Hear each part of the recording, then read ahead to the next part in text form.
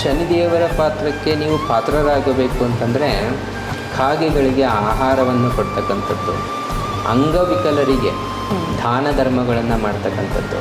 ನೋಡಿ, ಬಡವರಿಗೆ ದಾನ ಮಾಡ್ತಕ್ಕಂಥದ್ದು ಸ್ವಾಮಿಗೆ ತುಂಬ ಇಷ್ಟ. ಬಡ ಮಕ್ಕಳಿಗೆ ಎಜುಕೇಷನ್ ಕೊಡಿಸ್ತಕ್ಕಂಥದ್ದು. ಹಾಗೆ ಕಪ್ಪು ಪ್ರಾಣಿಯನ್ನು ಪ್ರೀತಿಸ್ತಕ್ಕಂಥದ್ದು, ಆಹಾರ ಕೊಡ್ತಕ್ಕಂಥದ್ದು ಸ್ವಾಮಿಗೆ ತುಂಬಾ ಇಷ್ಟ. ಸ್ವಾಮಿಯ ಬೀಜ ಮಂತ್ರದಿಂದ ಅಭಿಮಂತ್ರಿಸಿರ್ತಕ್ಕಂಥ ತೆಂಗಿನ ಫಲವನ್ನು ನಾವು ಕೊಡ್ತೀವಿ. ಆ ಒಂದು ಫಲನ ಇಟ್ಕೊಂಡು ಮೊದಲಿಗೆ ಕ್ಷಮೆ ಕೇಳಬೇಕು ಸ್ವಾಮಿಯಲ್ಲಿ. ಕ್ಷಮೆ ಕೇಳಿ ಆ ನಂತರ ನಿಮ್ಮ ಕೋರಿಕೆ ಏನೇ ಇದ್ರೂ ಕೂಡ ನೀವು ಕೇಳ್ಕೊಬೋದು. ಈ ಒಂದು ಕ್ಷೇತ್ರದಲ್ಲಿ ನ್ಯಾಯದೇವನಾಗಿ ನೆಲೆಸಿರ್ತಕ್ಕಂಥದ್ದು ಸ್ವಾಮಿ.